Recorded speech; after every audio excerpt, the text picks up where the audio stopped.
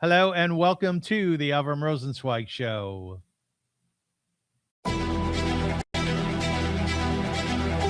Welcome to one of the internet's best podcasts, where we dive deep into the lives of the extraordinary and fascinating people who leave an indelible mark on our world. Join us as we explore their captivating stories, remarkable achievements, and unique perspectives that shape history and inspire generations. Get ready to embark on a journey through the lives of inspiring people unlike any other.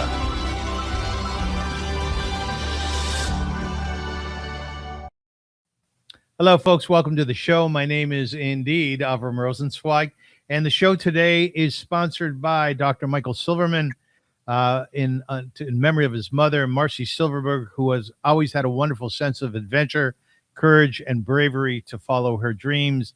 It is also sponsored by Eli Rubenstein. He says, thank you to my synagogue congregation, Habonimi, for being so supportive of efforts that also benefit the wider community. And finally, it is sponsored by Dr. Gordy Arbus. Mazel tov to Josh Arbus and Georgia Gardner on their upcoming wedding, and to Sharon Nice Arbus on her latest book, How I Learned to Pee in the Forest, which is available at Indigo, Type Books, and on Amazon. I actually interviewed her. Take a look for that interview. It's fascinating. So welcome to the show, folks. There are scholars who spend their lives in libraries. There are explorers who venture to the furthest corners of the earth. And then there are those extraordinary individuals who do both, bring in ancient wisdom to life through curiosity, through courage, and unwavering commitment to preserving the treasures of the Jewish people. Today, I am honored to welcome such a person, Dr. Ari Greenspan. Welcome, Ari. Oh. Nice to have you. He's a dentist by profession, an educator by calling, and a halachic adventurer by passion. Dr. Greenspan has devoted more than 3 decades uncovering, documenting, and preserving the disappearing traditions of Jewish communities scattered around our globe. From the Atlas Mountains of Morocco to the ancient Jewish communities of Yemen, of Ethiopia, of India, Tunisia, Portugal, and beyond, he has traveled where few have gone in search of the customs, the foods, the rituals, and the Masoret that connect us to thousands of years of Jewish history. As co-founder of the B'til Tchelet Association, Dr. Greenspan helped revive one of Judaism's greatest mysteries, the rediscovery of the ancient Tchelet dye used in the mitzvah of tzitzit after nearly 13 years of absence. 1,300 years of absence. 1,300 years of absence, right, correct, thank you. His work has combined Torah scholarship with archaeology, biology, chemistry, and history, transforming ancient texts into living reality. But his interests hardly end there. He is a practicing mohel, a shochet, and a sofer. He has pioneered exotic kosher dinners that preserve vanishing culinary traditions, lectures internationally on halachic archaeology, the history of matzah, the exotic kosher animals, crypto-Jews, Jerusalem, the search for the perfect etrog, and countless other fascinating subjects that bridge the ancient and the modern. Whether scuba diving in search of the legendary chilazon, tracing forgotten Jewish communities across continents, or uncovering the halachic stories behind coffee, behind chocolate, behind sugar, and Coca-Cola, Dr. Greenspan reminds us that Judaism is not merely a religion to be studied, it is a civilization to be experienced. Today, we journey together through history, archaeology, adventure, science, and Torah to discover how the past continues to illuminate the present. Ladies and gentlemen, Ari has described his work as halachic adventuring, and it's my great pleasure to welcome one of the Jewish world's greatest explorers of tradition, Dr. Ari Greenspan. Welcome, Ari. Hello, how are you? Thank you so much for that beautiful introduction. How are you at parties? Boring, you know? Yeah, we're too busy. We're too busy to go to parties. Yes, my point really is that you are a fascinating person. And my guess is that most people, when they grab you, when they see you, perhaps in shul on Shabbat, they want to hear your stories. Would that be correct? That's correct. That's correct. My patients always are asking me, where have you been? Where are you going? Where you been? Like I came back Friday from 10 days in Ethiopia. In Ethiopia, I've been going to Ethiopia since the 1980s when the Jews were still there. In those days, it was this Marxist country, a communist country. Americans could go, but there were zero Israelis other than whatever Mossad might have been on the ground. I don't know. And I've been going back ever since. And their priests, their religious leadership finally left there completely, maybe 30 years ago or 40 years ago. They didn't have a way to shecht, to get kosher meat. So 3 years ago, I decided that I wanted to go and teach some of the leaders, their younger guys, how to do kosher slaughter on birds, which I did. And then I went back about 9 months ago, 6 months ago, and I taught them how to do animals. Yes. To talk about unbelievable young guys, highly devoted. Believe it or not, some of them haven't been to Israel because this is talking about a group of people that don't yet have permission to move to Israel. And their Hebrew is exceptional for some of them. So I went back now because they needed a way to learn how to do the porging, which means the removing of the forbidden fats and they call it the Gid HaNasheh, the sciatic nerve. It's not really the sciatic nerve, but that's how it's translated. These forbidden things in the back half of the animal. Most of us don't know that. And there are these forbidden fats. And I didn't know how to do it. And honestly, it was a big deal for them because the Christians will not buy the meat of the Jews for religious reasons. Yes. And they didn't know what to do with the back half. They couldn't eat the back half of the animal. So if we're talking halachic adventuring, I'm in the middle of researching something now dealing with textiles and tchelet, and I discovered that there was a silk industry in southern Ethiopia having nothing to do with the Jews. So I went early for a few days to spend some time understanding silk. So I went down to the Silk Roads, you could call it, in southern Ethiopia for 2 days, and there was some natural dyeing going on. And since we dye the tchelet, so that was right up my alley. It was very nice. And then I went to teach them how to do the porging, but I don't know how to do the porging. Yeah. So I said to them that I would learn in Israel. So I went to an old Yemenite rabbi who's an expert in this thing. Very few people know how to do it. It's primarily in the hands of old Yemenites who do. This guy is almost 80.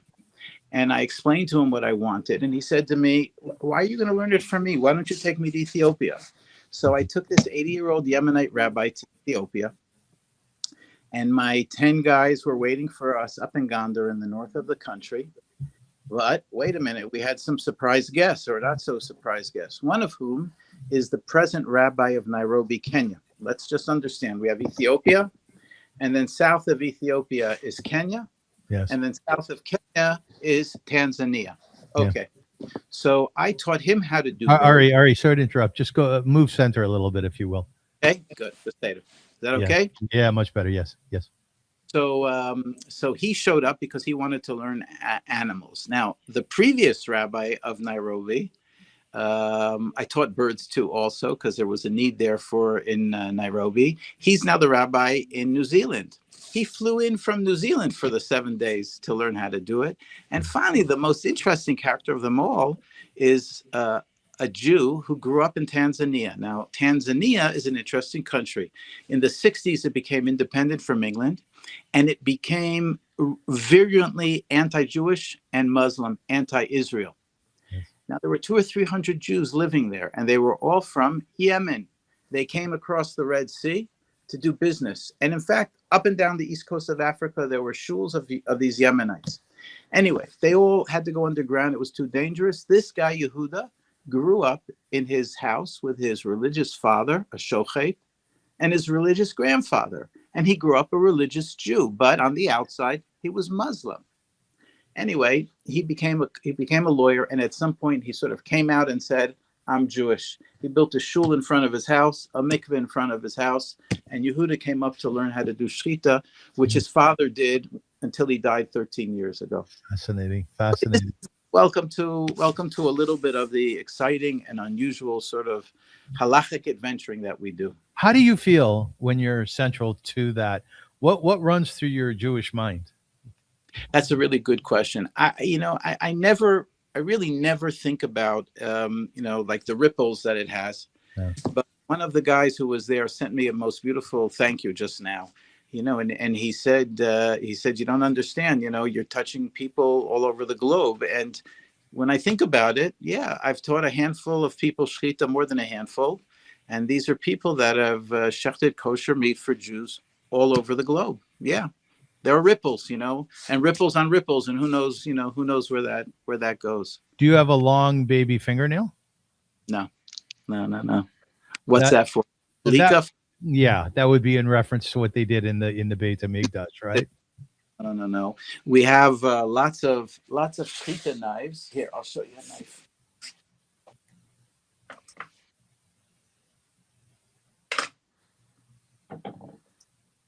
This is your Geniza, isn't it? We should tell our viewers.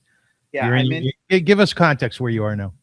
I'm in my personal museum. I've been traveling the world for the last 40 years.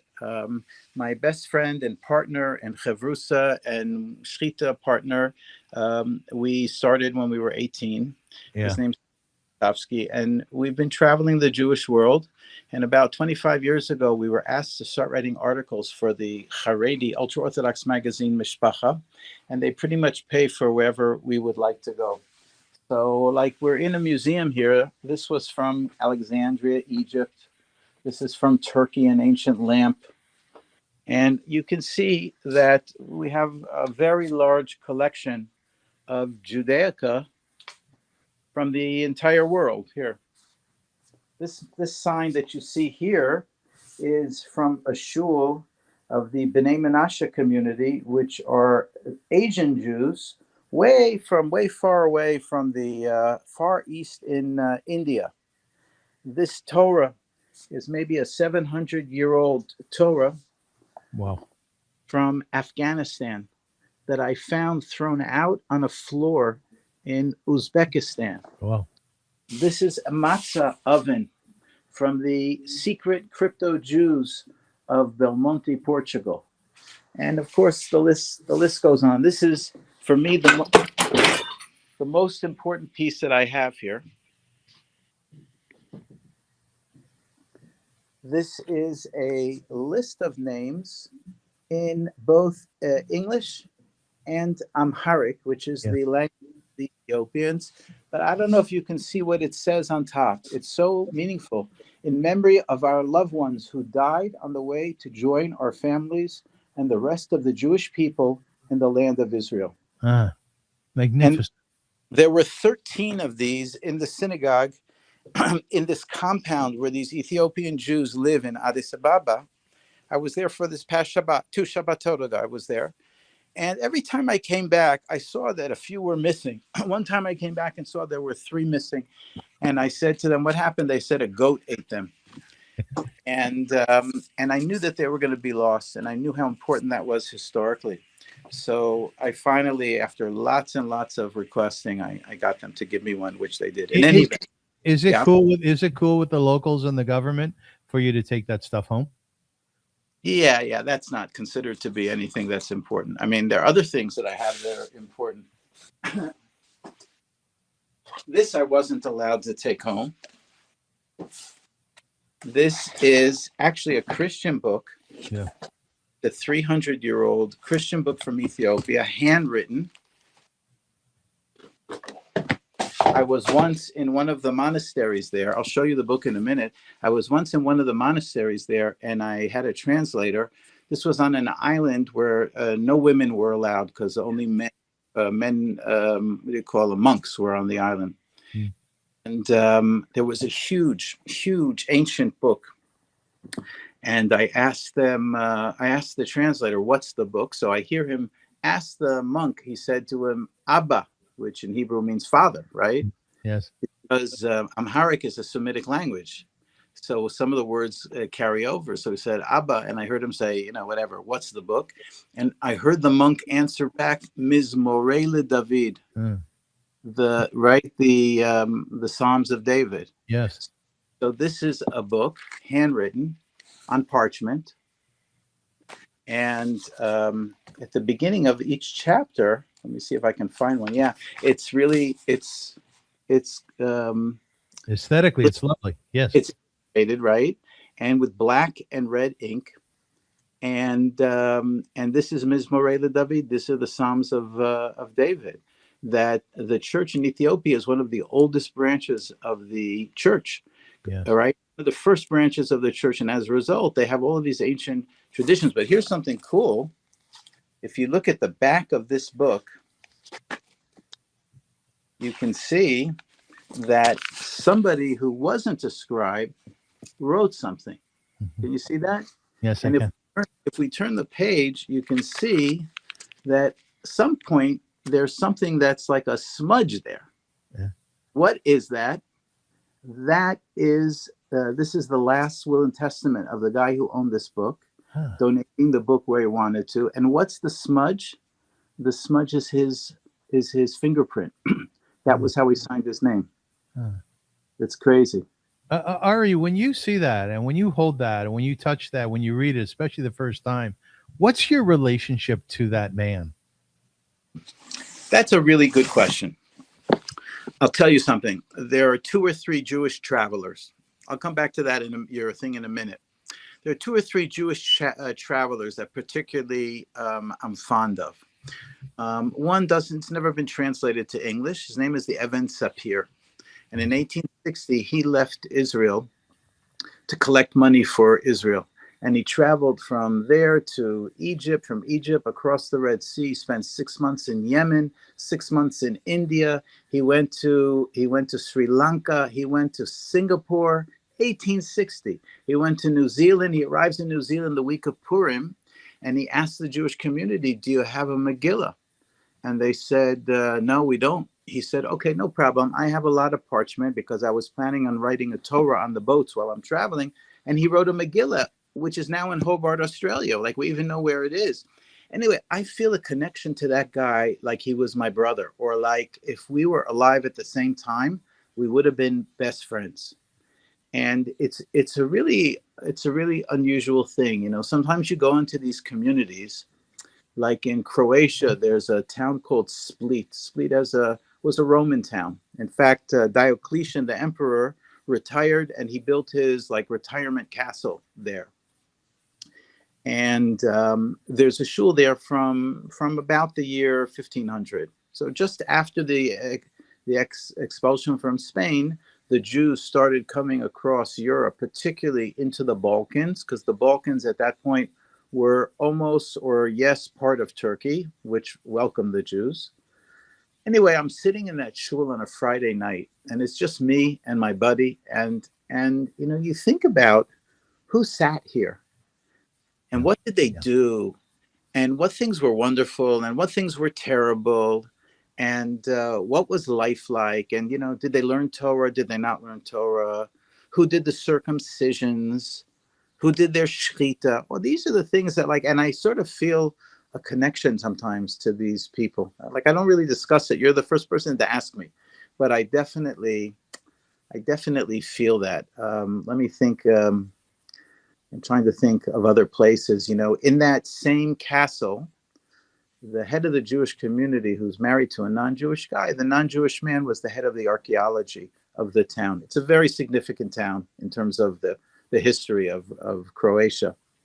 And he took me underground to a passageway where there were all of these, you know, it's a passageway built out of huge rocks.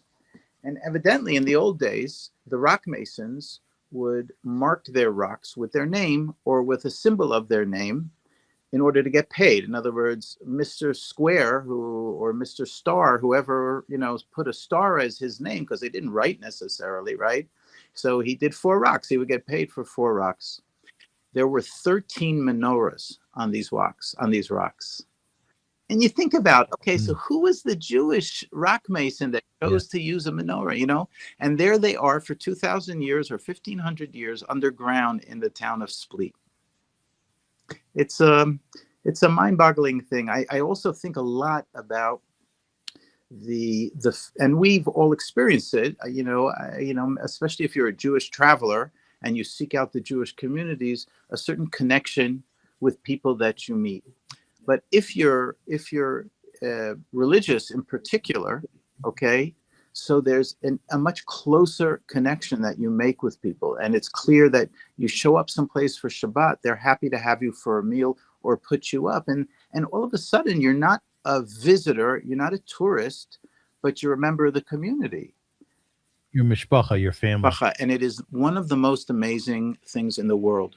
In the year early, like in the year 800, 750, okay? So we're talking very early. We're before the year 1000, okay? So let's just think from Jewish history perspective.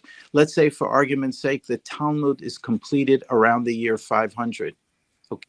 Yeah. After that period, we have a 500 to 700 year period of what we call the Gaonim, right? Yes. Haigon, Rav Sajagon, these great Jewish leaders in Iraq and Bavel. And but what was going on in Europe during that time? During that time in Europe was the Dark Ages, they call it, right? We don't know of too many Jewish leaders during that period in Europe. The Jewish community was tiny in Europe, but the Christians were in power. It turns out that we discover from a Muslim source, I think his name is El-Makdami. He was the official cartographer of one of the big sultans, that there was a Jewish group that were businessmen. Now, we all know that Jews were businessmen, but during that period of time, it's hard for us to even comprehend it, and nobody knows about this.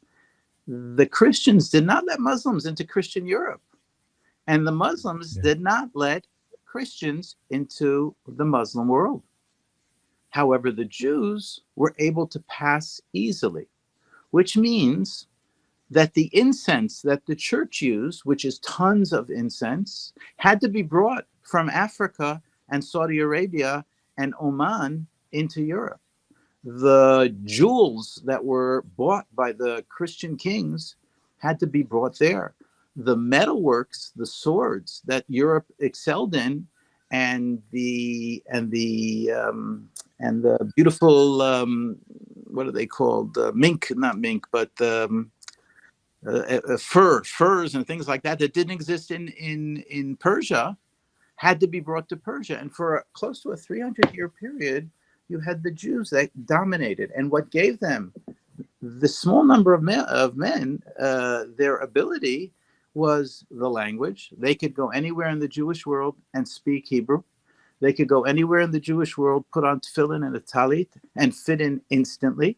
You arrive in a town, Merv, in the middle of Persia, and the Jews are telling you, listen, don't sell your diamonds here. Go another 500 miles in that direction, and the value of the diamonds is twice as much. And it's not that what's special about it was the financial relationships, but this ability for us to meet people. I know I once was speaking to a group of women from the Israeli army, that the army has a program for conversion, okay, that they allow people to convert if they decide that they want to join this program. Anyway, they came to Efrat for Shabbat. I live in Efrat in Israel, and I was telling the girls, what I'm telling you now. And one of the girls said, yeah, the most amazing thing happened. Erev Shabbat, before Shabbat, the people we're staying with gave us their key, and they said, look, we'll probably be asleep when you get home, so just, lock the door. She's a Russian. She said to me, they gave me their key. Now, for you and me, it's an obvious thing. Of course, you have guests for Shabbos. Here's the key. Lock the door. Here's the key, yeah. That's not an acceptable thing to be done to somebody that you have no idea who they are. And we just take it for granted. That's what it is. And it's really, I think, maybe in some respects, our superpower, or one of the superpowers. I teach a conversion class, and one of the classes that I teach is on the ethnicity, the religion, our peoplehood. What are we exactly, the Jewish people? And what's interesting, it's very light in light of what you're saying, is that consensus is, you can argue about us being a religion, you can argue about us being a race, but something, at the end of the day, you can't argue about us being a family. Yeah. 100%. Right? Now, I want to put you in context in history a little bit. I did some research on other, what I call, let's say, Orthodox Jewish swashbucklers, very adventuresome people. And I wonder if you know any of these names. David Rubeni. Of course. Does that David Rubeni. David, he appeared in Europe in the 1520s, claiming to be an emissary from a Jewish kingdom in Arabia. He met with kings, popes, and nobles seeking military alliances to liberate the land of Israel from Ottoman rule. Are you guys characters? Do you have personas that you bring out for at certain times? I don't think personas like that, but we have met kings. I'll tell you two stories about kings. Um, I was interested in Shabtai Tzvi, right? Shabtai Yeah, was the false messiah that really almost upended the Jewish world in the 1500s. He created such a, I don't know what the word, a Balagan, right? people were selling their houses, entire communities sold their houses so they could move to Israel now that the Messiah is coming.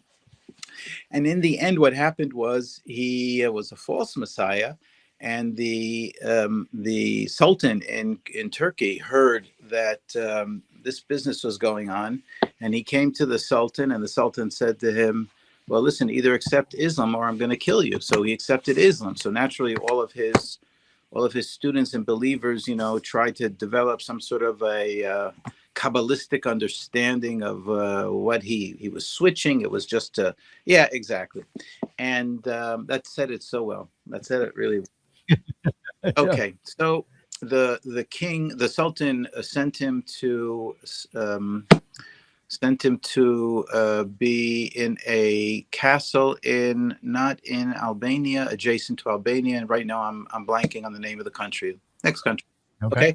And he's buried there. And he's buried in one of two places, but there's a machloket, exactly where he's buried. So I heard that he was buried in this one place, and I really wanted to see it. So I went to Albania in order to do the first Brit Milah, actually, since World War II in Albania. And to a Shechita student of mine, actually. Okay.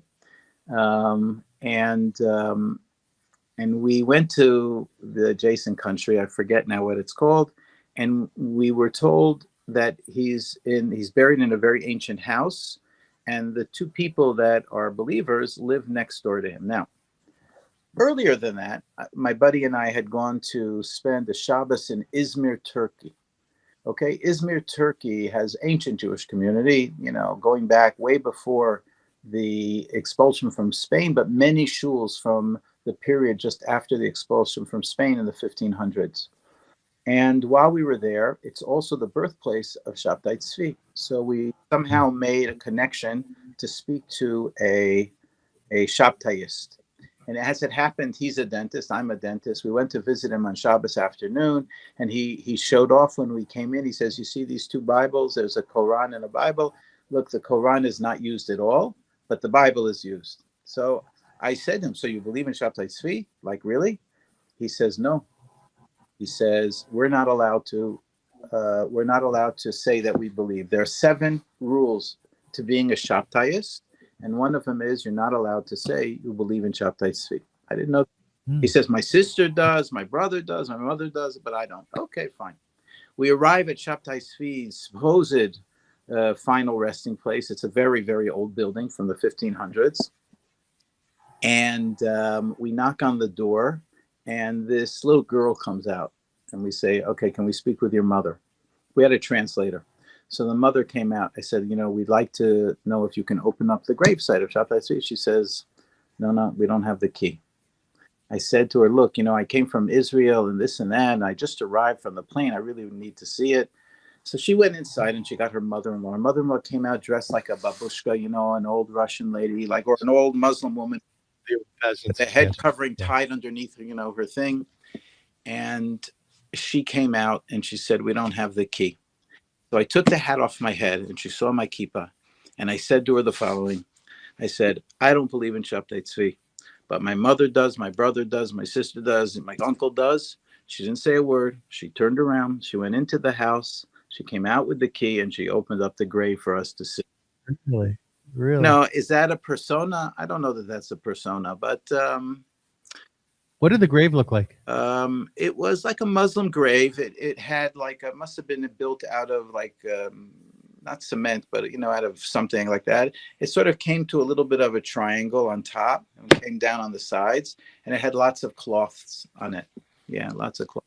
Do you have an affinity to graves as well? Not interested in graves. No, generally. You're not No, interested? I don't care about graves at all. Very little. Yeah. Okay. A couple of other names I want to throw at you. Joseph Nassi. He was born into a family of conversos forced to hide their Judaism in Spain and Portugal.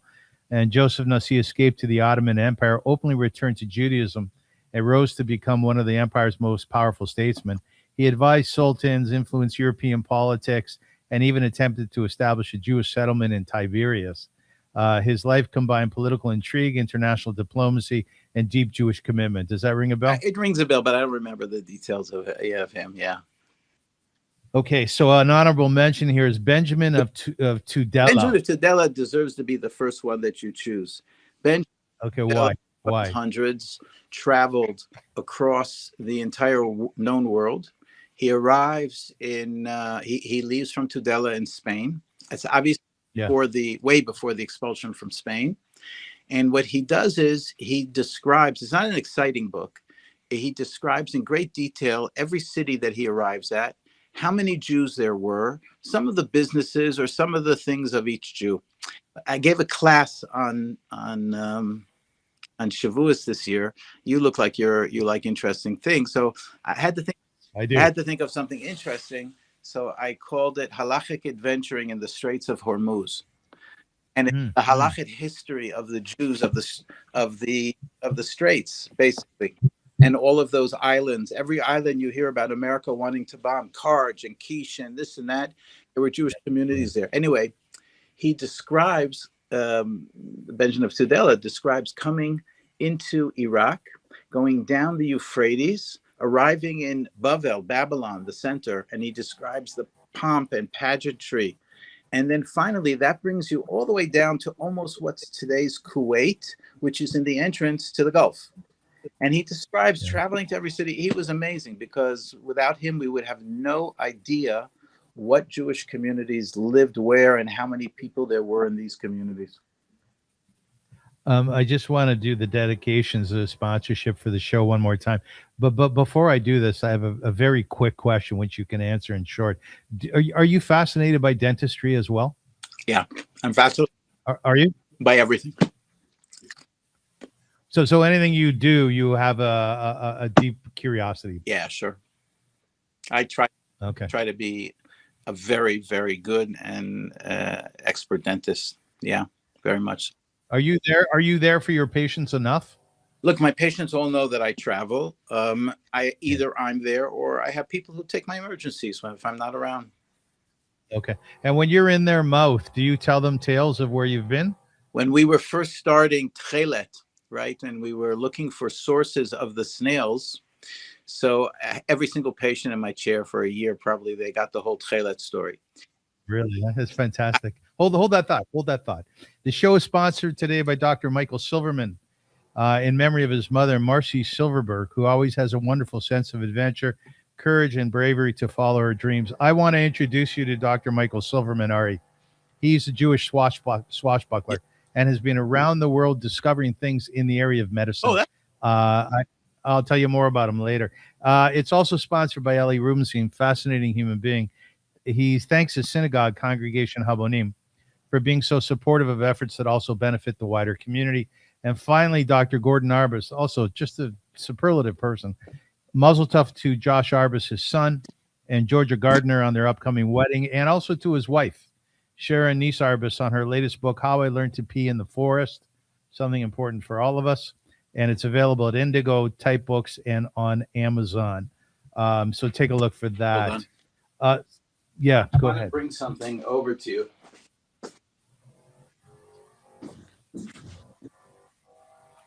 Our halachic adventurer today, Dr. Ari Greenspan. So I was telling everybody about Tchelet. I was just so into it. We're talking about 25 years ago, because we were the pioneers doing it. Nobody knew anything about it. And the story is so compelling because it's such an interesting adventure story as well. And so I had one guy in the chair, and he tells me, after I tell him the whole story, that he's going to Spain for business. He was dealing in business. So I told him, "You're going to be on the coast?" He says, "Yeah." So I said, "Okay, we're looking for a snail that's called Porphyros in Greek, And Murex trunculus is the Latin name or the scientific name, and can you find it for us? And he said, okay, fax me the information. Okay, fax. So I faxed him the information, and he found for us our first commercial source of the snails, Spain, because I was speaking to him while he was in my chair. I just wanted to show you a few shchita knives. Okay, this is a shchita knife that's this is European. Okay, and it came in this wooden case. I don't remember where I got it, but sometimes on the inside of the cases there are dates. Like I have a case here. Hold on one second. Let me bring it down. Yes. And I didn't notice it because when you open up these cases, right, you see the knife. Can you see it? Yeah. And the first Yes. is you go and you take the knife out. Okay, so here's the knife. That's what you look at, right? But one day I flipped it upside down and looked on the inside of the cover, and guess what I find? Can you see it? The name. Is that a signature? Yeah, it's a signature, and the date is, I think, 1893. So, like, who was the shochet? So this is in Russian. You can see it's written in Russian on the thing. So this was a Russian shochet someplace. But here we have a beautiful. It's a bone. It's not ivory, and this says on it. I don't know if you can see it, Grunwald. So this is a German knife. And this knife just came back from Ethiopia this week. And this is a very big knife. This is for cows. But what I wanted to show you is this one, because this one is the one that's meaningful. In Ethiopia, the Jews, one of their 3 or 4 areas of expertise was blacksmithing. And they're still Jewish blacksmiths. They sit there on their haunches in the middle of nowhere on the side of a road, and they blacksmith. So I got them to make me this shchita knife. Fantastic. It's fantastic, right? Oh, fantastic. Yeah. Tell me something. Do you learn Daf Yomi at all, a page of Talmud every day? No, but because now we're learning the tractate Chulin right now. I'll send you. I sent while I was in Ethiopia and we were shechting, I set 3 or 4 videos to teach them some stuff to explain to them. I'll send you what I did. Yeah. Is there something holy about slaughtering an animal? It's very easily not holy, right? Because of how mundane it is. But I always feel like if you've ever been to a slaughterhouse, you see that the workers in the slaughterhouse, they have there's nothing to it. They become very basic, and it's just a piece of bloody meat. It doesn't matter. But the shochtim all have to say a blessing beforehand, and you're supposed to speak between the shchita. So in principle, at least in theory, it's supposed to be an experience that's elevated from how base in principle it could be. So I just want to take a step back for a second and talk about Techelet. And I want to give my viewers and listeners a bit of a context. And then I want you to go ahead and riff on it a little bit, because you're great at riffing on your stories. Techelet is a biblical commandment. The Torah commands that one thread of the tzitzit is to be dyed Techelet, a unique blue dye. In Numbers 15:38-39, God instructs the Israelites to place a thread of Techelet on the corner of their garments, so that upon seeing it, they will remember all of God's commandments and live holy lives. And it was lost for a millennium. Following the decline of the Roman Empire, the identity of the sea creature, the chelazon, from which Techelet was produced, was forgotten. For nearly 1,300 years, Jews continued wearing white tzitzit, while the blue thread disappeared from Jewish practice. Its authentic source was unknown. So it's a very important aspect of this garb, this piece of clothing, a 4-cornered clothing called tzitzit, which you would literally find in the Torah. And the Torah says that you need to include a string of techelet. Do you have can you kind of expand on that understanding of what is this techelet? Why is it important that we have a blue thread on our tzitzit? Okay, before we do that, let's just take a step back. because it's very hard for us to understand the value and importance of color in the ancient world. And it's hard for us to understand how something like that could be so important and lost. We live in a world of synthetic colors since the 1860s or so, when these vibrant, intense synthetic colors were first discovered. And then the price of color came down. But in the ancient world, until 1860, from all history, all colors were natural. All colors came from plants. A handful or less than a handful came from different animals. But the only colors that were truly vibrant, intense, were three colors, and they were tchelet, argaman, and tolad shani. Those three colors that were mentioned in the Bible. Tchelet is a bluish, sky bluish color. Argaman is a reddish purple. Okay, here I have in my hands a piece of argaman. It didn't dawn on me to be prepared. I would have had for you here. Oh, here's a piece of tchelet. 1 second, it just fell. Let me get it. I would have had prepared for you that tchelet with me. Got to see where. I'm enjoying the heck out of this. I got to tell you. Okay. If you really we lost our guest for a second there. To get bored, I can show you the giraffe leg over here. This is some tchelet dyed wool. Okay. And tolad shani is a reddish orange color, and it's made from a tiny insect, which is found on the oak trees in this part of the world. Yes. And it turns out that those three colors, though, because they were permanent, rare, hard to get. Now, when we say permanent, imagine, getting a piece of clothing. First of all, nobody got a piece of clothing. Everybody made their own clothing, okay? But let's say you were rich. You bought a piece of clothing. Imagine your shirt washing out. You'd be pretty annoyed. But there was nothing else to keep it permanent. So these three permanent colors became exceedingly valuable. And as a result of their rarity, value, and beauty, they became the signature colors for the kings and religious leaders. Yes, for royalty. That's right. Okay? Yes. Until today, it's called royal blue. Okay? Yeah, it's that's very good. Royal blue. That's where it comes from. Why is it that in the Vatican, the Pope wears white? Why? That's reminiscent of the Kohen Gadol on Yom Kippur. But the cardinals wear red and purple. That's argaman of the Kohanim. Okay, and the kings throughout history wanted these blue colors. By the 4th century or so, the ability to wear these colors was taken by the Roman royalty, and anybody caught wearing these colors was put to death. In fact, it tells us that. Talmud tells us the following story. 2 people left the city of Reket, which was Tiberia. And the Gemara continues, they had in their hands things made in the city of Luz. And elsewhere in the Gemara, we know the city of Luz was this magical kingdom. If you lived in Luz, you lived forever, okay? Unless you decided you wanted to die, you could leave Luz. What was the reason you lived forever? Because you made tchelet.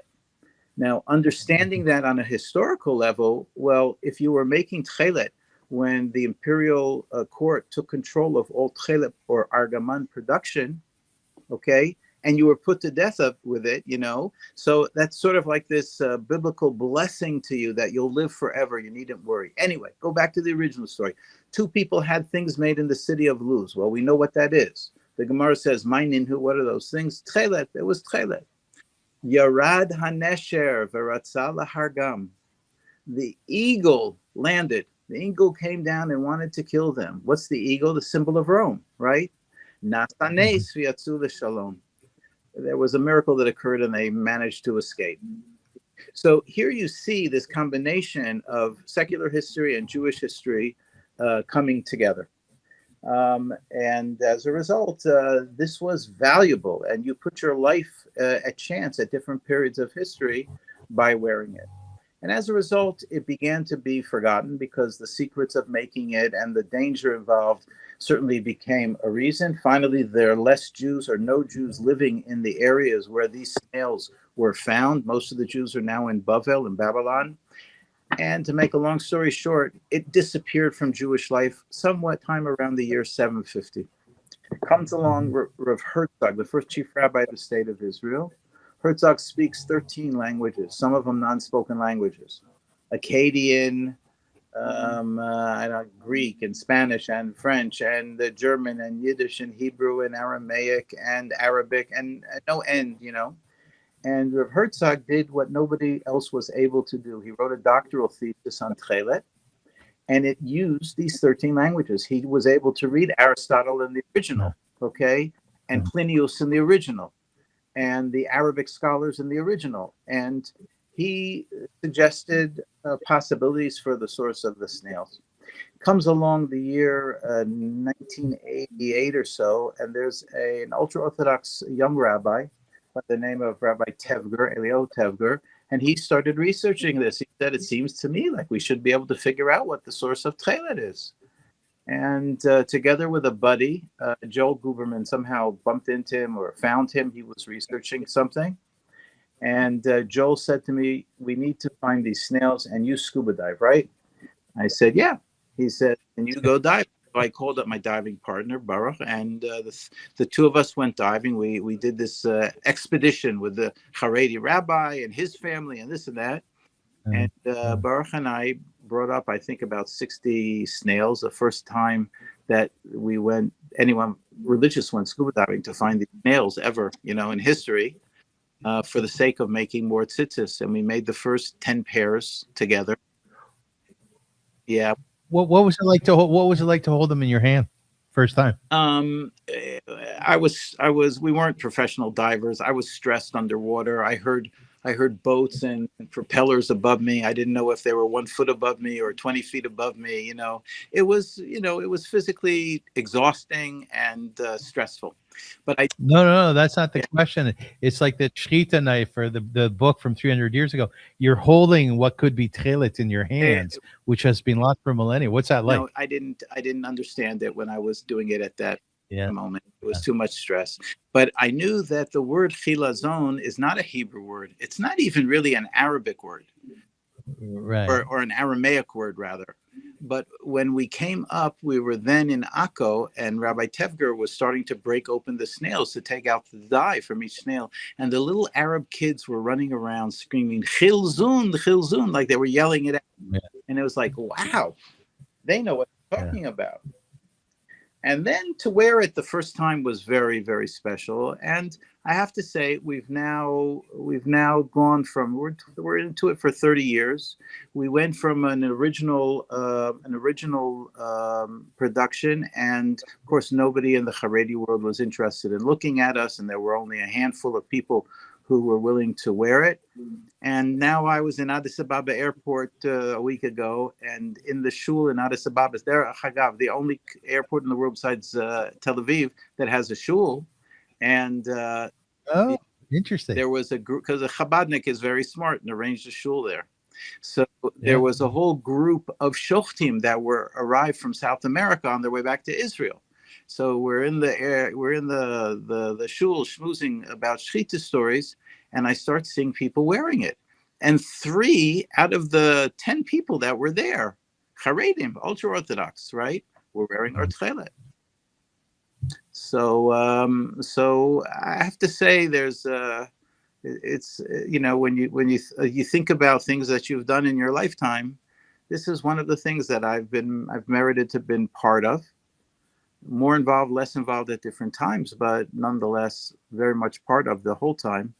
And one of the most significant things I've been blessed to be able to be part of. It's part of your life's legacy, right? Yeah. I in my life, I don't remember cutting any articles out of a newspaper. Some people cut articles. Yeah. But I evidently did. I was the New York Times delivery boy in YU for many years.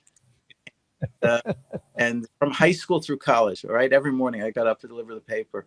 And the Science Times, once there was an article about these two researchers, University of Pennsylvania, Michelle's and Michael. Subsequently, I read their articles, how they thought that they found the original biblical blue. It must have piqued my interest in high school or just after high school, and I cut the article out. Didn't remember. After I was involved with Chele, I was going through my books here in Israel, and I opened up my Ramban, and out came this article, the only article in my life, that I've ever cut, and there it was. Fantastic. Yeah. We talked a little bit before the show about where you come from, and you told me that you traveled an awful lot because your father was a chaplain in the army. And I've spoken to many, many soldiers, both in Israel and outside of Israel, who have, in fact, been part of that lifestyle. There is, if you will, sort of a Bedouin component to it. You're always traveling. You're always making new friends. You're always seeing new environments. It seems to me, and tell me if I'm correct, that would have been one of the seeds planted in your life that made you so curious, that allowed you to see the world in whole in various different places. Would that be accurate? I wouldn't say it like that, because my mother says to me, I don't know where he came from. Okay. That's what my mother. And your mom's still with us, right? God bless her. But I do think that the love of traveling and the love of seeing different communities and helping Jews in need, and I think all of that came from my father, who was a chaplain, and he, we were in the army as his kids, for 20 years, and we lived on army bases in Panama and all over. I was born in Kentucky and places like that, and then you learn also in this case, you're the Jewish, you're a leader, you're a Jewish leader because you have to be. At my bar mitzvah, my dad's boss was a Southern Baptist minister. Well, a lot of times they could have been difficult to the Jews, but this guy, Chaplain Thompson, was wonderful. Do you remember MASH? You remember the colonel in MASH? Yeah, sure, of course. Yeah. The old colonel.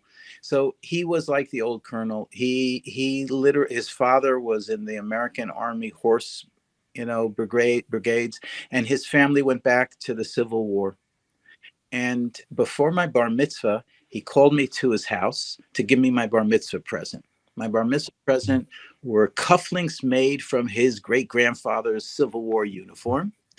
And he gave me Musar, and he said, the Jewish people needs leaders. You need to be a leader. Even if you're not a rabbi, you have to be a leader and you have to help people. And God bless Chaplain Thompson. But, how many religious Jewish guys are there that had a Southern Baptist minister giving them, a bracha before their thing? Good question. Yeah. Excellent question. Are you married? Yeah, I'm married. I have 3 kids. Does your wife like, I was going to say, does your wife like you? Does your wife like what you do? Yeah, Sherry loves what I do. It's not easy because, I'm traveling a lot with my buddies, and she's come on a few of these sorts of things, but it's not it's not fun for them. If you have this passion in you, the whole experience is an adventure. But sometimes means, driving 1,000 kilometers over the course of 4 days, in order to see all the places that you want to see.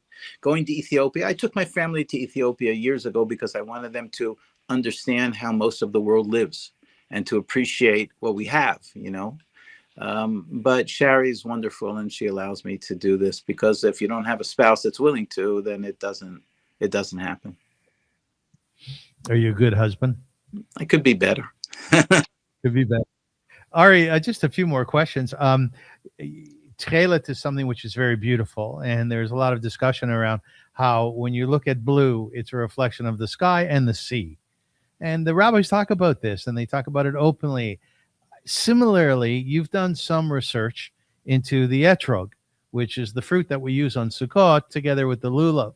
And what's fascinating about the etrog is that not only are there halachic principles that apply to it, it's supposed to have a pitom, a little bit of a tip on it. It's supposed to be without blemish and so on. But there's also an aspect of it which is it needs to be beautiful. And my question to you, based on all your experiences in the world and in life, is, does God love beauty then? Oh yeah, it appears many times in the Talmud and so on. For example, there's the golden mean, right? What's the golden mean? The golden mean, it was I forget now which scientist or mathematician it was that described it. 1 to 1.6 to 1.8, something like that. Uh, Yes. we use it in dentistry. When you look at a person's smile, the front tooth is 1.8, and the lateral tooth is 1, and then it's 0.6 is what it is. And the same thing is when they ask about the question about how long should the tzitzit be, and it works out that the tzitzit should be 1/3 strings and 2/3 strings and 1/3 knots. And we have the concept of zekeli vanveo, this is my God and I'll glorify him. So does God love it? I don't know if God loves it, but it appears in the sources, and it evidently appears to be something that's important to the rabbis, that Yeah. to be beautiful, we need to live in a world that's beautiful. It's much harder to live in Ethiopia when it's dirty and filthy and cold and muddy, you know? It's much nicer to live in Canada with nice grass and some lakes and some fish, you know? You know, when we were studying, I teach a class on Chumash every Thursday night, and when we were discovering the Mishkan, the tabernacle, we concentrated a lot on Bezalel, you know, who was sort of the manager of the creation of the tabernacle, and I talked about a lot about almost the opulence, but the beautiful opulence of the Mishkan. And I said at that time, listen, just reading the text, you can see that God loves beauty. It's reflected in the tabernacle, I right? think that the beauty and the opulence is important because that's what gives the place the awe, let's say, that people need to see. And it applies in all religions. You know, it's not just that, you know, you want to give your money to the church or whatever. You would like the place that you pray to be a place that's beautiful, that be a Yes. place that draws you in, you know? Yeah. Last question. You deal or you have dealt a lot in what we call kashrut or kosher. Locust may be one of the most remarkable discovery that you've made. Locust, which we also locust, which we find in the Torah. And in my introduction today, I said that you bring together dinners of these very almost obscure animals or birds. Can you walk us through just one of those dinners and what those are all about? The purpose of this started because the Jewish law is such that in order to eat a bird, how do you know what bird is kosher? You Yeah. need a tradition, an oral tradition that bird is kosher. So we all eat chicken and duck and turkey. That's what we have a tradition on. Okay. But in the 100 years ago and 200 and 300 years ago, I'm looking for a book. The book's over there. The people had traditions. Every Jewish community had a tradition on which birds were there. They had a tradition were kosher. So in Germany, they ate certain birds. They ate the sparrow. In North Africa, they ate these birds. Anyway, I was asked by somebody, my old girlfriend, my first girlfriend. Her parents were Balei Tshuva, and they wanted to eat pheasant because they remembered eating pheasant before. I didn't know anything about this. I was 18. I started looking into it, and I discovered that the great Rabbi Feinstein, Moshe Feinstein, the greatest rabbi alive, or he had just passing away just then, he was asked the question, and he had to start searching to see if he could find a live tradition of anybody that knew that this bird was eaten, you know, father by son, an active live tradition. And he wrote, I tried, I couldn't find anybody. So unless we find a great rabbi who might know about it, we can't do it.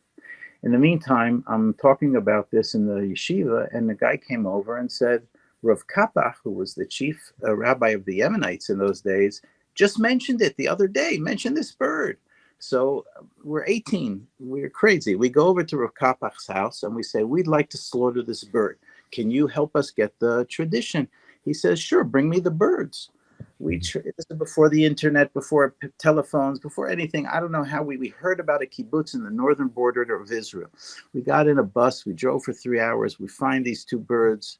First, we were told that there are birds like this in the biblical zoo. So we called them up and we said, "Can we buy 2 pheasants?" And they said, "Absolutely. What do you want them for, though?"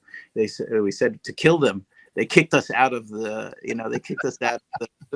So we got these 2 birds. We come to Rav Kapach. Rav Kapach writes me a letter that says, "Came before me Ari Greenspan, the son of Rabbi Alan Greenspan Halevi, and he brought before me a fasion that in Arabic is called darj, and in Yemenite is called tadarj. Many great rabbis before me have eaten it, and I've eaten it, and I therefore pass on the Masorah. He slaughtered one, and I slaughtered one." Anyway, years went by, and I was with Rabbi Tendler, Moshe David Tendler, and I was talking to him about this, and he said he was coming. I'll come back to Israel next summer. I said, "You know what? When you come back next summer, you and I are going to have a dinner, and I will slaughter a pheasant." Anyway, that's what developed. From there, we decided, no, let's make a public dinner. So we'll pass on this Masorah. And then we decided, but wait a minute, there are a lot of old rabbis and old grandmothers that remember the birds that were sold and eaten kosher in Yemen, in Iraq, in Tunisia, in Germany. And we started traveling around Israel, ultimately in a 10-year expedition to collect these oral traditions before they were gone. And we, it's so rare that you're doing something that you understand. You're on the cusp of history, because all of these old people were on the verge of dying. I remember we were holding this bird. I'm going to show it to you. I'm sorry that your thing is going to go over by 5 minutes. No, don't be sorry, Ari. This is wonderful. I could do this for hours. Here, this bird. Can you see this bird here? Wait a minute. We'll give it to you in a second. Oh, you're looking at me. Hold on. This is I have a bunch of these taxidermied birds. Okay. This is called a chogla, okay, which is a partridge. And we had difficult finding Jews that had this particular Masorah tradition. We heard about an old rabbi from Kurdistan, and he had no idea that we were coming. And we showed up at his house, I think on a Saturday night. And before we even came into the room, I had this in my hands. I stuck it out, and I walked into the room. He didn't see us yet, okay? But he saw the bird coming in before we arrived. And as we walked in after the bird, this is a quote. He said, "Ze chogla, yesh lanu masoret avotenu biyadenu." That's a partridge. We have the traditions of our fathers in our hands. And he told us the name of the bird in Kurdish and the name of the bird in Turkish. Oh. And that's when you feel part of the stream of Jewish history. You so completely are part of what a rabbi in the 12th century was talking about, and a rabbi is going to be talking about tomorrow. In any event, we collected all of these traditions, plus lots of others interesting and unusual things, and we decided to make a dinner. And the dinner went for 6 or 8 hours because every single course had a lecture. And the dinner came with a book like this. Literally a book, okay, with all of the sources. So you could go home and study it. So it's really quite an amazing thing. If you go on YouTube, you can see some of the lectures from some of these dinners. Anyway, it was quite successful, very intense, and very, very scholarly. There are 2 or 3 people that have subsequently copied it and do it. And we did this 5 times. We did it. The most interesting was the attempt to get a giraffe. And I had 2 restaurants in New York City that were willing to split it. Where do you get a giraffe? Where do you get a giraffe? Well, Michael Jackson, Olav Shalom, was having financial difficulties, and he was closing Neverland. And I knew that he had a menagerie. So I found his vet online, and I said to the vet, "We'd like to buy a giraffe. Do you by chance have Michael Jackson's giraffe?" He says, "Yeah, we'll sell it for $30,000. Well, each of the restaurants were willing to split it, okay, hoping that it would be kosher. So I said, "Okay, we want it." He said, "Okay, where's your facility? Where can we transfer it to?" So I gave him the name of the slaughterhouse, and the deal didn't go through. It didn't go through. Why? Because they don't want to kill Yeah. the animal. They want to put the animal in the zoo to keep it alive. Can I keep you for 2 more minutes here? Which Masorah have you seen we've lost and that kind of breaks your heart?